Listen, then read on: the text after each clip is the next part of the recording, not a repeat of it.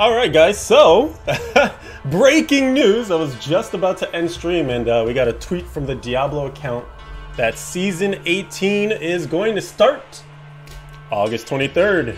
Here it is. So we got a blog post here. Throw this into the Twitch chat as well, and on the YouTube video I'll throw it in the video description. So Season 18 begins August 23rd along with the alongside the latest Diablo 3 patch? Does that mean they're patching on August 23rd? I feel like it's never said that before. Okay, that's an interesting thing there. Usually it's the Tuesday before. Very, very interesting. Maybe I'm just reading that incorrectly. For patch 2.6.6. So as you guys know by now, probably, it's the Season of the Triune, called back to an ancient cult forged over 3 millennia ago by the primevals of the Burning Hells. I won't read all of this. This is like lore. Who cares about lore? We care about power. We want to know what's going on. Power of the Triune buff. So it's that so it's basically like the circles that work the same as the Oculus ring.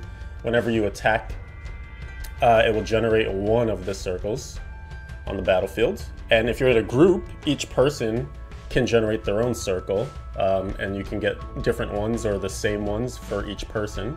So you have the Triune of Love, which is power. Players in the circle receive a 100% damage bonus while active. Triune of Determination.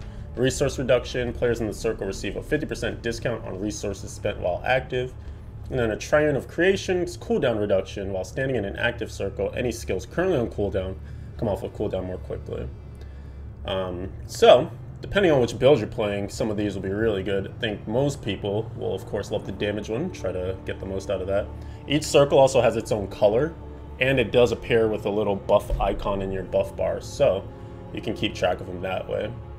As you play, you'll grow to learn like which circle corresponds to which color, and it'll be easier to hop into whichever one you're looking for, especially in groups. Nice thing about the resource cost reduction one too, with Captain Crimson's being changed the way that it was, when you're standing in that, it increases your sheet resource cost reduction, so that goes directly to the damage reduction you get from Captain Crimson, which is pretty sick. Alright, so they want to try something different this season and provide a change to the gameplay from the very first moment that you begin your journey. So there you go. That's the seasonal theme, Season 18 cosmetics. They're reintroducing some similar ones. These are coming back from Season 6. So it's the same portrait frame from Season 6. Same pennant that you can get. I know some people are bummed that there's no pet this time around. People love pets. People love wings. But this is what we got in Season 6, so you can earn that again. So I guess it's a 12 season spread. So if you want to, like, if there's any particular past seasons rewards that you're stoked about, just add 12 to it, and that's when it'll pop up, I suppose.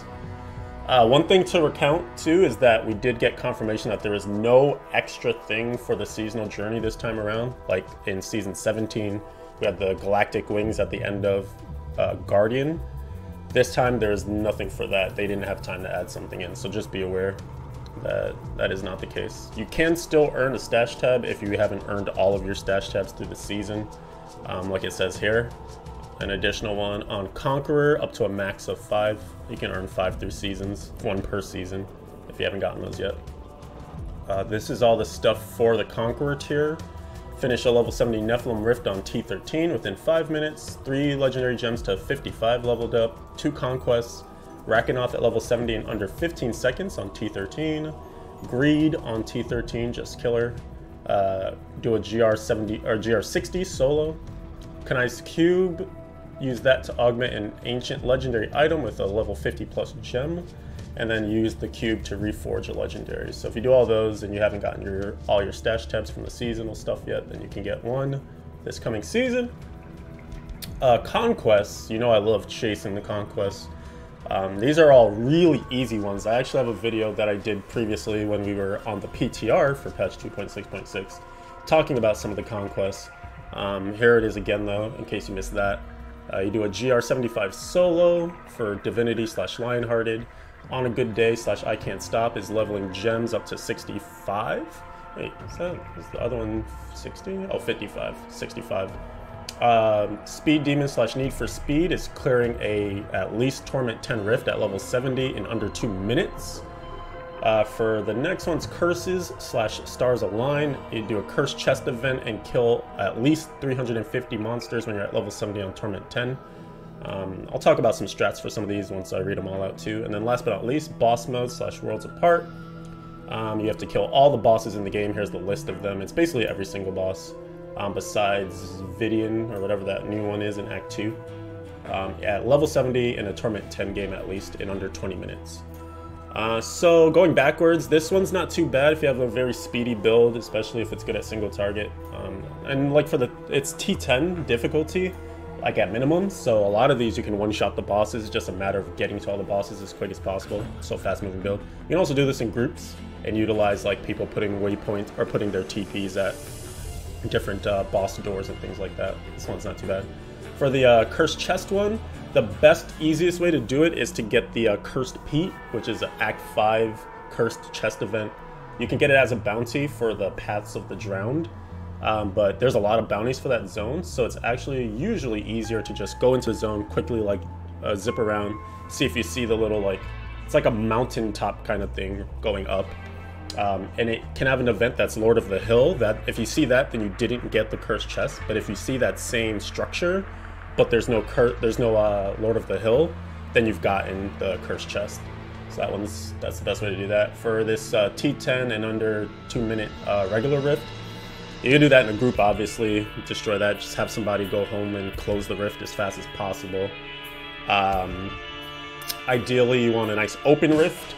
So like any of the ones that are, you know, nice and wide open, those are the ones you want to go for, and just speed kill all the elites. Leave the gear on the ground, like if you really care about just getting that one done. The gem one is like silly, you know, getting up to 65 is no problem at all. Oh my god, oh my god. Because you're already trying to. Thank you for the sub, Bear Too Kind. Appreciate that. You're trying to get your up to primals anyways, right? Do your GR70 unlock. So if you are leveling your gems along the way, you can get 3 to 65. And then with that also in mind, as far as primals and GR70, going 5 above that will get you the Divinity Lionhearted Conquest. So all these like kind of just function in the way that you would normally play the game, except for, you know, the curses and the boss mode. You have to go out of your way to do those. It's not bad at all. Hadrig's Gift. As most of you should know by now, chapters 2, 3, and 4 to unlock those. The Hadrig's gifts for the season are Barbarian with Raycor, Crusader with Akans, Demon Hunter Marauder, Monk Innas, Necro, Pestilence, Witch Doctor Zuni, and Wizard Delcir Magnum Opus. Bunch of solid ones for sure. Oh, we have the updated patch notes here as well. So this is actually pretty important, because sometimes things change from PTR to live. So this is what we can expect for the final changes for the new items and powers and stuff. All right, so we talked about the seasonal theme. Let's see, in addition, we received feedback from players during PTR about colorblind accessibility. We've changed one of the blue tinted circles to a darker green earth tone. That should stand out a lot more for affected players. Greatly appreciate your feedback. Okay. So helping out the colorblind a little bit there, different color to look out for.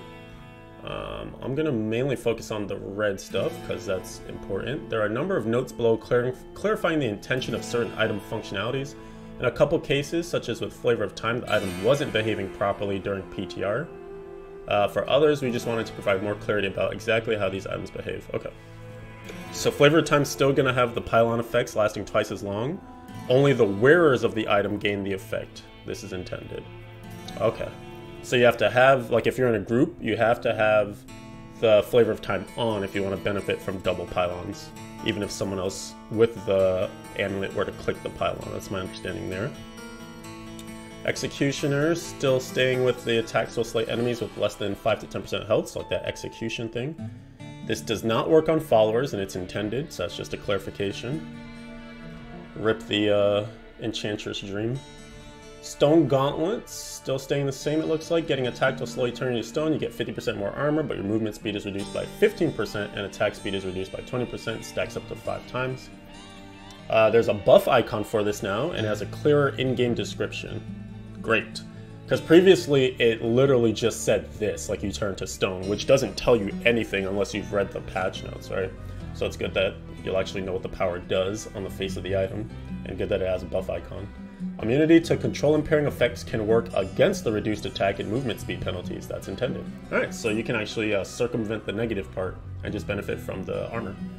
if you get control impairing, or immunity to control impairing. It's pretty cool. Echoing Fury, looks like that's staying the same as well. Enemies slaying enemies engulfs the wielder into a frenzy, so killing enemies increases your attack speed by 15% and movement speed by 5%. This effect stacks up to 5 times. This works on kill assists and pet kills. Nice. So that's much better functionality for that. I think people are really excited about this for Dagger of Darts. It's going to be an insane item. Squirts Necklace, staying the same as well. While not taking damage, your damage is increased by up to 100% and damage taken is increased by up to 50%. This has a buff icon now. Nice. That's good. We need to be able to track those. Messerschmitt's Reaver, staying the same looks like. Reduce the remaining cooldown of one of your skills by 1 second when you slay an enemy. This item's power now works on kill assists and pet kills. Okay, so just better functionality to match the Echoing Fury there. That's good. Mordig, I just laugh every time I see Mordic's Brace, dude. Friggin' Mordic's Brace.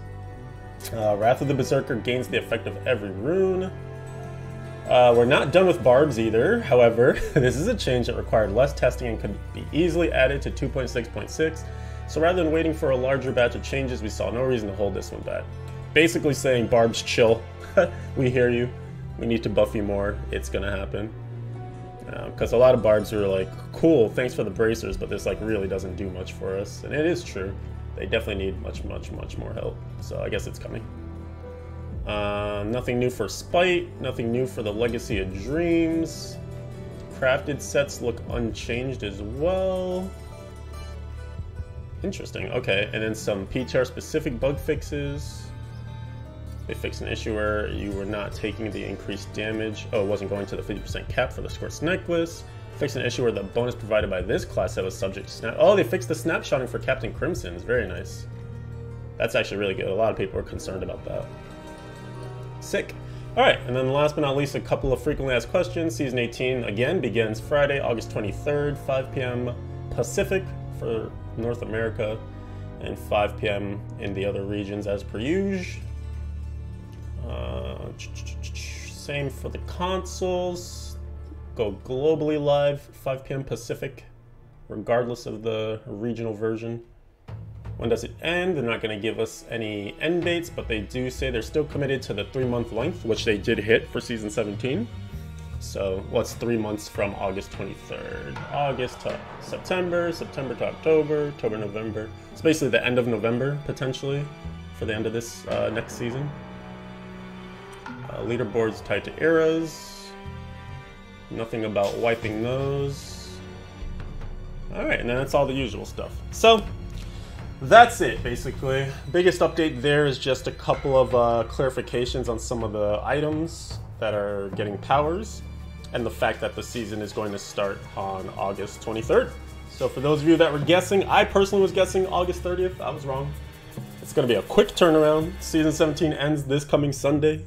And then you got 5 days, and we're back at it again. Oh my lord, dude. Hope you're ready.